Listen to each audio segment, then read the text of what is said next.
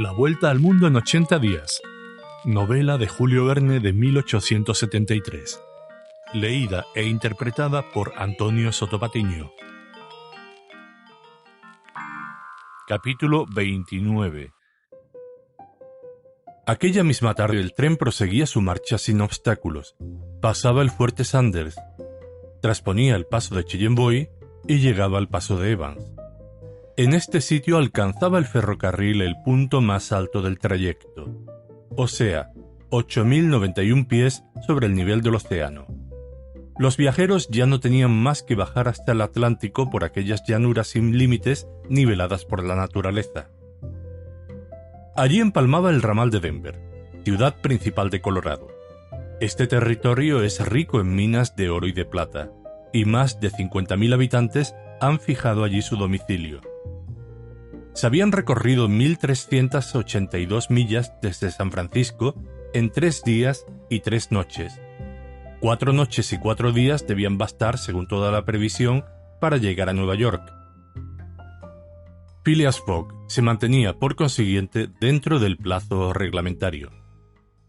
Durante la noche se dejó a la izquierda el campamento de Walbap. El Lodgepole Creek discurría paralelamente a la vía, siguiendo sus aguas la frontera rectilínea común a los estados de Wyoming y de Colorado. A las 11 entraban en Nebraska, pasaban cerca de Sedgwick y tocaban en Julesburg, situado en el brazo meridional del río Platte. Allí fue donde se inauguró el Union Pacific el 23 de octubre de 1867, cuyo ingeniero jefe fue el general J.M. Dodge, y donde se detuvieron las 2 poderosas locomotoras que remolcaban los nuevos vagones de convidados, entre los cuales figuraba el vicepresidente Tomás C. Durant. Allí dieron el simulacro de un combate indio. Allí brillaron los fuegos artificiales en medio de ruidosas aclamaciones. Allí, por último, se publicó, por medio de una imprenta portátil, el primer número del Railway Pioneer.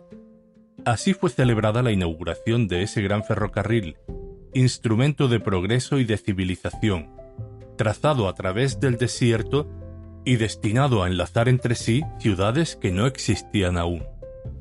El silbato de la locomotora, más poderoso que la lira de Anfión, iba a hacerla surgir muy en breve del suelo americano. A las 8 de la mañana el fuerte McPherson quedaba atrás. Este punto dista 357 millas de Omaha. La vía férrea seguía por la izquierda del brazo meridional del río Platte. A las 9 se llegaba a la importante ciudad de North Platte, construida entre los 2 brazos de ese gran río, que se vuelven a reunir alrededor de ella para no formar en adelante ya más que una sola arteria, afluente considerable cuyas aguas se confunden con las del Missouri, un poco más allá de Omaha. Mr. Fogg y sus compañeros proseguían su juego, sin que ninguno de ellos se quejase de la longitud del camino. Fix había empezado por ganar algunas guineas que estaba perdiendo, no siendo menos apasionado que Mr. Fogg. Durante aquella mañana, la suerte favoreció singularmente a este. Los triunfos llovían, por decirlo así, en sus manos. En cierto momento, después de haber combinado un golpe atrevido, se preparaba a jugar espadas, cuando detrás de la banqueta salió una voz diciendo: «Yo jugaría oros». Mr. Fogg, Mrs. Aouda y Fix levantaron la cabeza. El coronel Proctor estaba junto a ellos. Steam Proctor y Phileas Fogg se reconocieron enseguida. «Ah, sois vos, señor inglés», exclamó el coronel. «Sois vos quien quiere jugar espadas». «¿Y que las juega?», respondió con frialdad Phileas Fogg, echando un 10 de ese palo. «Pues bien, me acomoda que sean oros», replicó el coronel Proctor con irritada voz, haciendo ademán de tomar la carta jugada, añadiendo: «No tiene usted ni idea de este juego». «Tal vez seré más diestro en otro», dijo Phileas Fogg levantándose. «Solo de vos depende ensayarlo, hijo de John Bull», replicó el grosero personaje. Mrs. Aouda había palidecido, afluyendo toda su sangre al corazón. Se había asido del brazo de Phileas Fogg, que la repelió suavemente.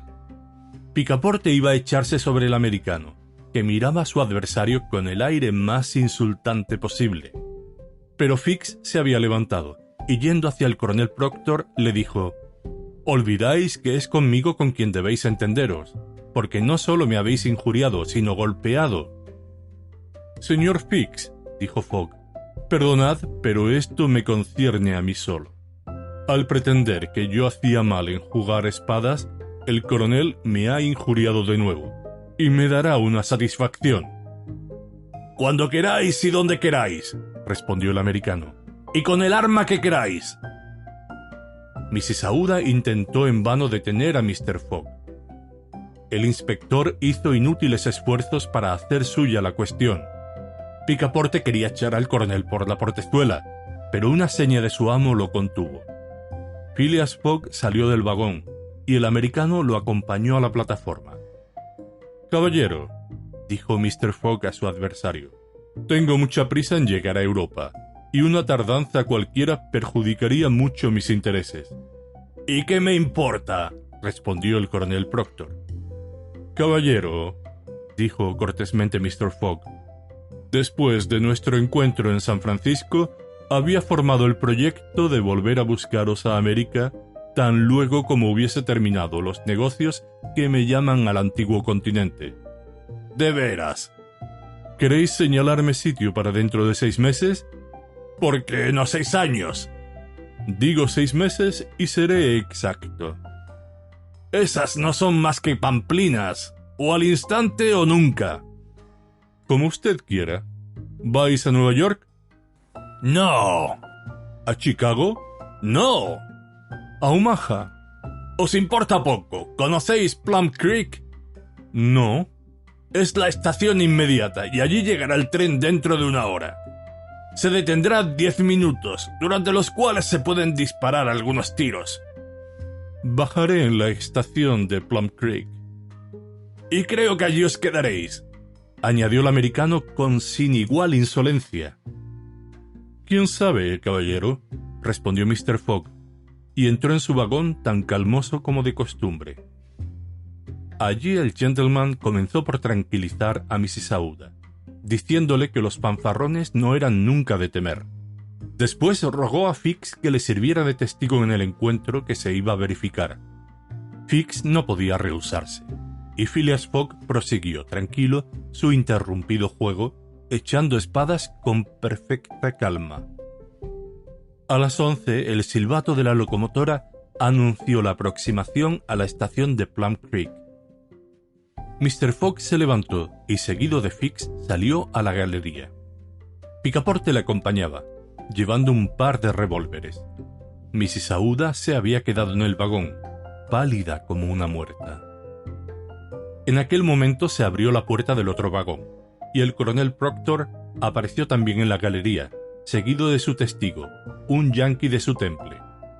Pero en el momento en que los dos adversarios iban a bajar a la vía, el conductor acudió gritando: «¡No se baja, señores!». «¿Y por qué?», preguntó el coronel. «Llevamos 20 minutos de retraso y el tren no se para». «Pero tengo que batirme con el señor». «Lo siento», respondió el empleado, «pero marchamos al punto. ¡Ya suena la campana!». La campana sonaba, en efecto, y el tren prosiguió su camino. «Lo siento muchísimo, señores», dijo entonces el conductor. «En cualquier otra circunstancia hubiera podido serviros, pero en definitiva, puesto que no habéis podido batiros en esta estación, ¿quién os impide que lo hagáis aquí?». «Eso no convendrá tal vez al señor», dijo el coronel Proctor con aire burlón. «Eso me conviene perfectamente», respondió Phileas Fogg.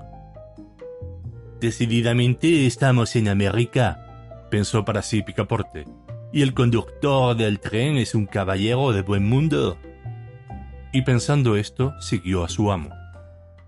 Los dos adversarios y sus testigos, precedidos de conductor, se fueron al último vagón del tren, ocupado tan solo por unos 10 viajeros. El conductor les preguntó si querían dejar un momento libre sitio a 2 caballeros que tenían que arreglar un negocio de honor. «¿Cómo no?», muy gozosos se mostraron los viajeros en complacer a los contendientes y se retiraron a la galería. El vagón, que tenía unos 50 pies de largo, se prestaba muy bien para el caso. Los adversarios podían marchar uno contra otro entre las banquetas y fusilarse a su gusto. Nunca hubo duelo más fácil de arreglar. Mr. Fogg y el coronel Proctor, provistos cada uno de 2 revólveres, entraron en el vagón. Sus testigos los encerraron. Al primer silbido de la locomotora debía comenzar el fuego, y luego, después de un transcurso de 2 minutos, se sacaría del coche lo que quedase de los 2 caballeros.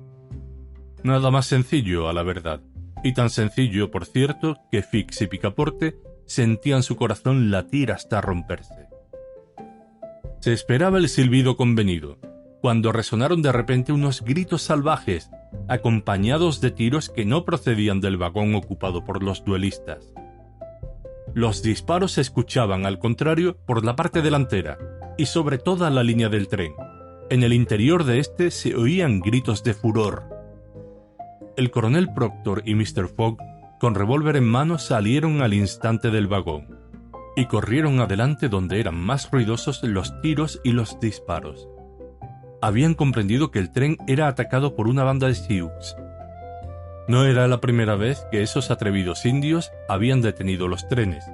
Según su costumbre, sin aguardar la parada del convoy, se habían arrojado sobre el estribo un centenar de ellos, escalando los vagones como lo hace un clown al saltar sobre un caballo al galope. Estos Sioux estaban armados de fusiles. De aquí las detonaciones, a que correspondían los viajeros casi todos armados. Los indios habían comenzado por arrojarse sobre la máquina. El maquinista y el fogonero habían sido ya casi magullados. Un jefe Sioux, queriendo detener el tren, había abierto la introducción del vapor en lugar de cerrarla, y la locomotora, arrastrada, corría con una velocidad espantosa. Al mismo tiempo, los Sioux habían invadido los vagones.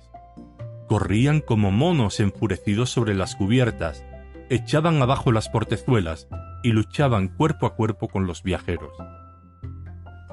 El furgón de equipajes había sido saqueado, arrojando los bultos a la vía. La gritería y los tiros no cesaban. Sin embargo, los viajeros se defendían con valor. Ciertos vagones sostenían por medio de barricadas un sitio, como verdaderos fuertes ambulantes llevados con una velocidad de 100 millas por hora. Desde el principio del ataque, Mrs. Aouda se había conducido valerosamente. Con revólver en mano, se defendía heroicamente, tirando por entre los cristales rotos cuando asomaba algún salvaje. Unos 20 Sioux heridos de muerte habían caído a la vía, y las ruedas de los vagones aplastaban a los que se caían sobre los rieles desde las plataformas. Varios viajeros gravemente heridos de bala o de rompecabezas yacían sobre las banquetas. Era necesario acabar. La lucha llevaba 10 minutos de duración y tenía que terminar en ventaja de los Sioux si el tren no se paraba. En efecto, la estación de Fuerte Kearney no estaba más que a 2 millas de distancia, y una vez pasado el fuerte y la estación siguiente, los Sioux serían dueños del tren. El conductor se batía al lado de Mr. Fogg cuando una bala lo alcanzó. Al caer exclamó: «¡Estamos perdidos si el tren tarda 5 minutos en pararse!». «Se parará», dijo Phileas Fogg, que quiso echarse fuera del vagón. «¡Estad quieto, señor!», le gritó Picaporte. «Yo me encargo de ello». Phileas Fogg no tuvo tiempo de detener al animoso muchacho, que abriendo una portezuela consiguió deslizarse debajo del vagón. Y entonces, mientras la lucha continuaba y las balas se cruzaban por encima de su cabeza, recobrando su agilidad y flexibilidad de clown, arrastrándose colgado por debajo de los coches y agarrándose ora a las cadenas, ora a las palancas de freno, rastreándose de uno a otro vagón con maravillosa destreza, llegó a la parte delantera del tren sin haber podido ser visto. Allí, colgado por una mano entre el furgón y el tender, desenganchó con la otra las cadenas de seguridad. pero a consecuencia de la tracción no hubiera conseguido desenroscar la barra de enganche si un sacudimiento que la máquina experimentó no la hubiera hecho saltar, de modo que el tren, desprendido, se fue quedando atrás, mientras que la locomotora huía con mayor velocidad. El tren corrió aún durante algunos minutos, pero los frenos se manejaron bien, y el convoy se detuvo, al fin, a menos de 100 pasos de la estación de Kearney.